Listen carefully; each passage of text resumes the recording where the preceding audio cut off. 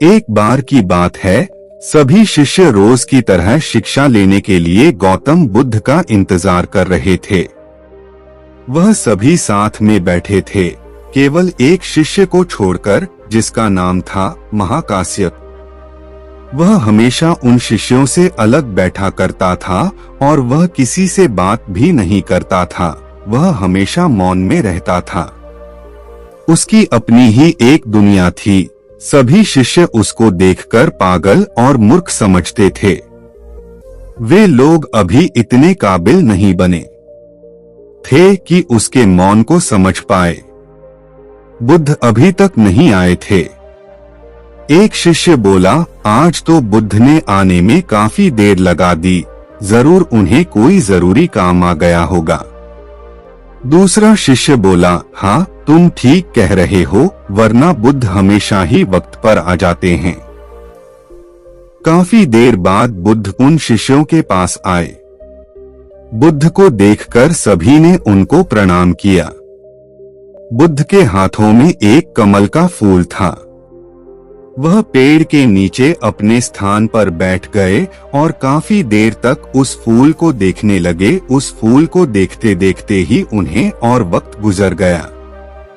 सभी शिष्य एक दूसरे की तरफ देखने लगे कि आखिर बुद्ध कब बोलेंगे। लेकिन बुद्ध है जो कि बोलने का नाम ही नहीं ले रहे थे। बहुत देर बाद बुद्ध ने प्रतिक्रिया दी, लेकिन वह प्रतिक्रिया उनके शब्द नहीं, उनके आंसू थे। उस फूल को देखते देखते ही उनके आंसू गिरने लगे। सभी शिष्य बुद्ध को बड़े गौर से देख रहे थे। तभी पीछे से महाकाश्यप जोर जोर से हंसने लगा। उसकी हंसी ऐसी थी कि पूरे शांत माहौल में उसकी आवाज और तेज सुनाई दे रही थी। उसके बाद महाकाश्यप ने हंसना बंद कर दिया। बुद्ध ने अपना ध्यान कमल के फूल से हटाया और शिष्यों की तरफ किया।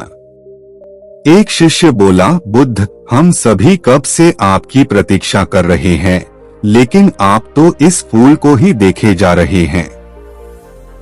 बुद्ध बोले, यह फूल शांति, पवित्रता का सूचक है और मौन में ही इसके गुण दिखते हैं। जब तुम लोग मौन का अर्थ समझ लोगे तब शब्दों की जरूरत नहीं होगी। शब्दों के माध्यम से जितना ज्ञान दिया जा सकता था वह मैं तुम लोगों को पहले ही दे चुका हूँ, और जो ज्ञान शब्दों से भी परे होता है वह मैं मौन के द्वारा महाकाश्यप को दे चुका हूँ। दूसरा शिष्य बोला, बुद्ध, पर महाकाश्यप के हंसने का क्या कारण था? बुद्ध बोले, महाकाश्यप को वह मौन समझ आ गया था जो तुम लोगों को नहीं आ रहा था, इसलिए वह तुम लोगों की नादानी पर वह हंसा।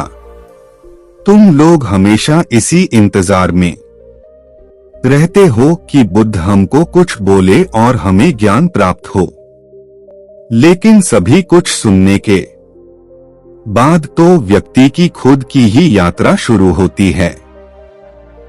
तीसरा शिष्य बोला, बुद्ध, हम तो कभी महाकाश्यप के मौन को समझ ही नहीं पाए। हम तो उसे एक पागल समझते थे, लेकिन हमें क्या पता था कि हमसे अलग बैठने वाले महाकाश्यप को ही असल में ज्ञान मिल चुका है। बुद्ध बोले, तुम लोगों की यह समस्या है कि तुम लोग हमेशा शब्दों में ही अटके रहते हो, लेकिन बहुत सारी चर्चा करने के बाद क्या शेष रहता है? यही शेष रहता है, मौन हो जाओ और साक्षी होकर अपने मन के भीतर यह देखना सीख जाओ कि क्या हो रहा है। बुद्ध की यह बात सुनते ही काफी देर तक सभी शिष्य मौन रहे। सूचनाएं हम तक शब्दों के माध्यम से पहुंचती है। कोई भी मनुष्य बिना सूचनाओं के नहीं रह सकता और यही सूचना विचार बन जाता है।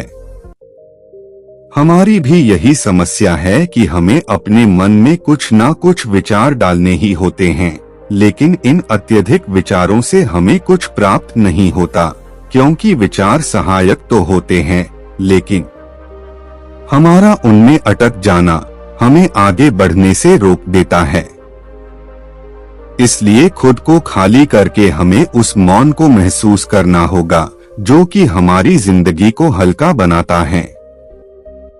उम्मीद करते हैं आपको हमारी कहानी पसंद आई होगी और काफी कुछ सीखने को मिला होगा। कहानी के बारे में अपने विचार आप हमें नीचे कमेंट बॉक्स में कमेंट करके बता सकते हैं। बाकी अगर यह कहानी आपको अच्छी लगी हो तो इस वीडियो को लाइक करें और चैनल को सब्सक्राइब जरूर करें। तो मिलते हैं अगली वीडियो में, तब तक अपना ख्याल रखना। धन्यवाद।